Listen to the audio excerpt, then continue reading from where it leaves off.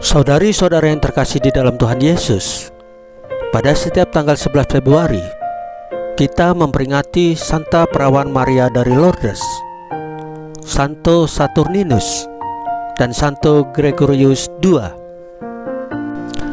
Biografi yang pertama, Santa Perawan Maria dari Lourdes.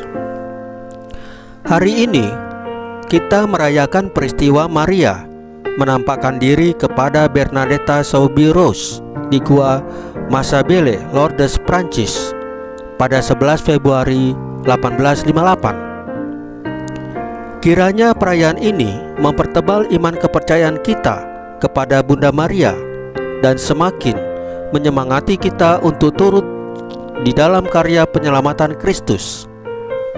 Untuk itu, baiklah kalau kita kembali menyimak makna peristiwa itu dengan mengikuti kisah terjadinya peristiwa iman tersebut.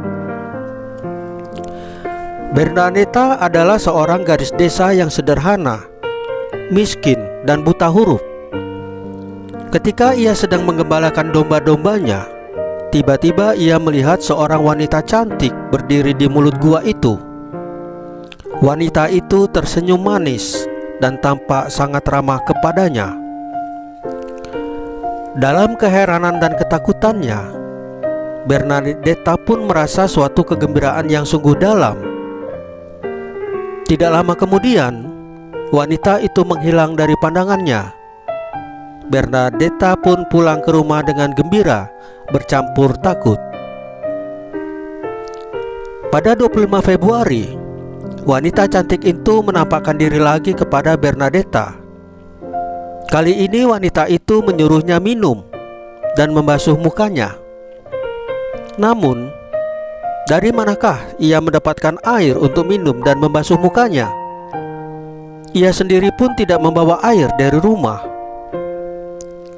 Sumber-sumber air pun tidak ada di bukit yang kering dan berbatu-batu itu. Bernadetta bingung dan berdiri terpaku melihat wanita cantik yang ramah itu.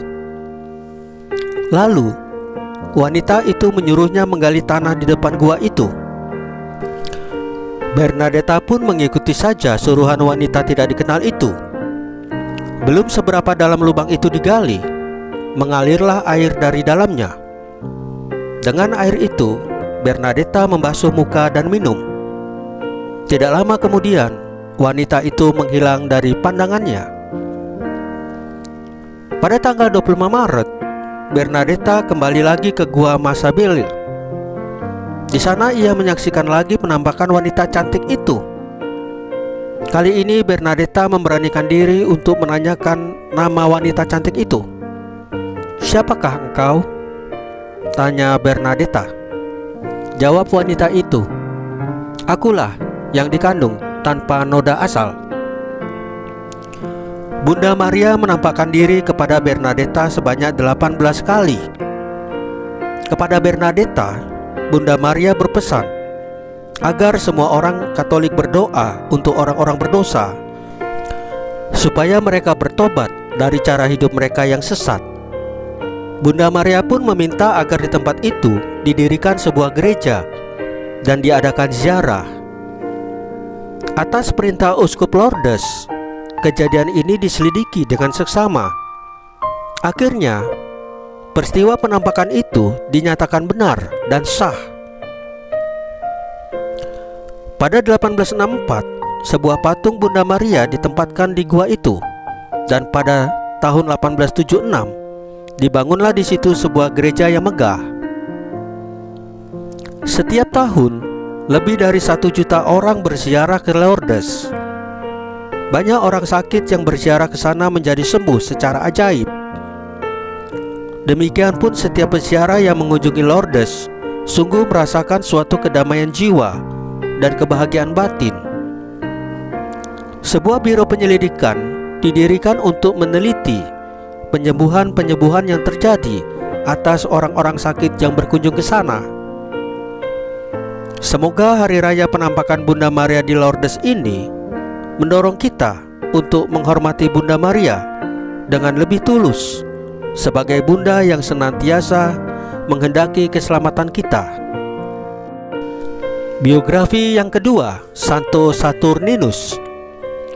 Satu sumber informasi terpercaya mengenai martir Santo Saturninus ialah suatu tulisan batu nisan yang digoreskan oleh Paus Damasus I di atas makam sang martir. Menurut tulisan batu nisan itu, Saturninus adalah seorang imam dari Kartago yang datang ke Roma. Ia diyakini mengalami penderitaan hebat pada masa penganiayaan orang-orang Katolik di kala Maximianus berkuasa, dan ia meninggal dunia pada 309. Jenazahnya dimakamkan di pemakaman Traso di Jalan Salaria, satu jalan kuno Romawi. Di jalan itu didirikan sebuah basilika untuk menghormati dia. Basilika ini kemudian dibumi hanguskan oleh api pada abad ke-6 dan diperbaiki lagi oleh Paus Adrianus I dan Paus Gregorius IV. Biografi yang ketiga, Santo Gregorius II. Gregorius lahir di Roma pada tahun 669 dan meninggal dunia pada 10 Januari 731.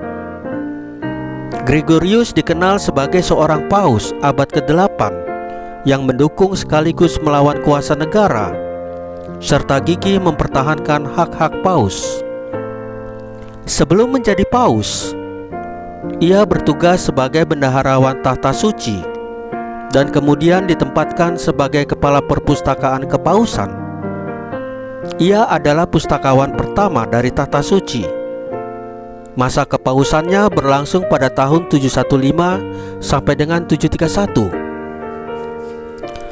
Sebagai paus, Gregorius melakukan banyak hal yang memajukan misi gereja. Ia mengutus Bonifacius Winfrid, seorang pertapa dari Saxon yang kemudian menjadi orang kudus, untuk menobatkan suku-suku bangsa Jerman yang masih belum mengenal Tuhan Yesus. Bonifacius memperoleh sukses besar dalam misinya itu. Pada tahun 722, Paus Gregorius mentabiskan dia menjadi uskup untuk memimpin umat Jerman yang ditobatkannya. Gregorius memberikan kepadanya sepucuk surat rekomendasi untuk diserahkan kepada Charles Martel, seorang raja berkebangsaan Prancis yang beragama Katolik dan menjadi penguasa atas suku-suku Jerman. Atas permohonan Paus, Martel melindungi Bonifacius dalam karyanya mempertobatkan suku-suku Jerman itu. Meskipun ada banyak keberhasilan dalam kepemimpinannya sebagai Paus, Gregorius pun tidak luput dari banyak tantangan. Kekuatan kaum Lombardia bangkit lagi dan menguasai Hongaria, Austria, hingga Italia Utara. Persahabatan baik antara Gregorius dengan Liutprand, Raja Lombardia, terguncang, bahkan putus, ketika Liutprand memulai propagandanya untuk menguasai Italia. Nafsu kuasa Liutprand semakin menjadi ketika kaum Lombardia berhasil menguasai kota Cumae, bagian wilayah kekuasaan Adipati Napoli. Paus Gregorius tidak berdaya untuk mengusir mereka keluar dari sana. Akhirnya, Yohanes dari Napoli bangkit melawan Liutprand dan berhasil menghalau kaum Lombardia dari Cumae. Kepahlawanan Yohanes dihargai Paus Gregorius dengan pujian dan pemberian berupa emas. Pada tahun 725, orang-orang Lombardia berusaha menguasai Italia karena melihat gejala menurunnya kewibawaan penguasa-penguasa di bagian barat Kekaisaran Romawi.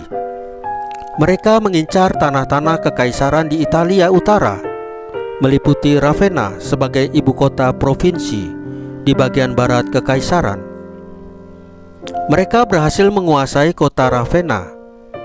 Namun kemudian dengan pertolongan orang-orang Venesia, Paus Kaisar berhasil mengusir orang-orang Lombardia itu dari kota Ravenna. Bersamaan dengan peristiwa penyerangan kaum Lombardia itu, Paus Gregorius dihadapkan pada masalah serangan terhadap gereja dari Kekaisaran Konstantinopel dalam hal penghormatan gambar-gambar kudus di dalam gereja. Perlawanan ini telah dimulai sejak awal abad ke-8 oleh hasutan seorang kafilah dari Damaskus. Kafilah ini mengeluarkan suatu peraturan yang melarang penghormatan gambar-gambar kudus di dalam gereja-gereja yang berada di wilayah-wilayah kekuasaan Islam. Oleh larangan ini, gambar-gambar kudus di dalam gereja-gereja itu dirusak, baik oleh orang-orang Islam maupun oleh orang-orang Katolik sendiri. Gerakan perusakan gambar-gambar kudus ini didukung oleh Kaisar Byzantium Leo III dengan dekrit yang dikeluarkannya. Dekrit ini berhasil dengan gemilang. Namun Paus Gregorius sangat gigih menentang dekrit ini. Sebagai reaksi terhadap dekrit Kaisar Leo III itu, Paus Gregorius mengeluarkan suatu instruksi yang menentang dekrit itu. Leo III menyusun suatu rencana pembunuhan atas diri Paus Gregorius. Namun rencana ini gagal karena sebagian besar orang Italia mendukung Paus dan melancarkan perlawanan terhadap Kekaisaran Konstantinopel. Sebagai tindak lanjut dari pertentangan itu, Paus melalui sepucuk surat kepada Leo III menerangkan posisi gereja dan tradisinya dalam hal penghormatan terhadap gambar-gambar kudus. Ia pun mendesak Leo III agar segera mencabut kembali dekrit itu, sambil menegaskan agar kaisar tidak mencampuri urusan intern gereja. Masalah gereja adalah urusan pejabat-pejabat gereja, bukan kaisar. Kaisar sebaiknya memusatkan perhatian pada urusan-urusan kenegaraan. Leo III yang merasa mempunyai kuasa di wilayah kekuasaannya menolak mengikuti keinginan-keinginan Paus. Karena itu, Paus sekali lagi menegaskan pandangan-pandangannya dengan tegas, melarang kaisar mencampuri urusan-urusan gereja. Surat yang dikirimkan kepada Leo III itu ditutupnya dengan sebuah untayan doa bagi pertobatan Kaisar Leo III. Sementara penyelesaian masalah ini belum tuntas, tahun berikutnya, wakil kaisar di Italia yang pernah didukung oleh Gregorius dalam perlawanan terhadap serangan kaum Lombardia berusaha mempersatukan orang-orang Roma dan Lombardia untuk melawan Paus. Usaha ini menemui kegagalan karena orang-orang Roma bangkit melawan dia dan membela Paus. Hal ini semakin memperbesar kuasa dan pengaruh sebagai pemimpin gereja dan semakin menunjukkan bahwa Pauslah pemimpin kota Roma yang sebenarnya. Dalam mempertahankan kepemimpinannya dan iman yang benar, Paus Gregorius senantiasa berhasil membebaskan gereja dan iman dari semua rongrongan. Satu hal yang patut dicatat ialah bahwa Paus Gregorius tetap menunjukkan hormat dan menunjukkan pengakuannya pada Kekaisaran Konstantinopel, sebab ia menganggap bahwa kekaisaran itu sah. Ia melawan kaum Lombardia yang berusaha melemahkan kekaisaran, tetapi ia juga melawan kekaisaran bila kekaisaran melawan dan melanggar hak-hak gereja.